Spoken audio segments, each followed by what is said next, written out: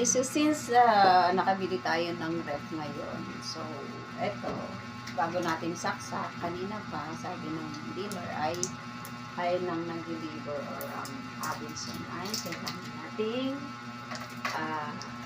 wait for 4 hours. At ngayon, tanggalin natin ang ating mga plastic bago natin isaksak. At saka nandito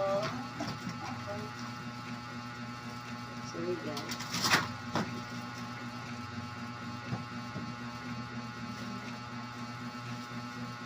So, ayan siya.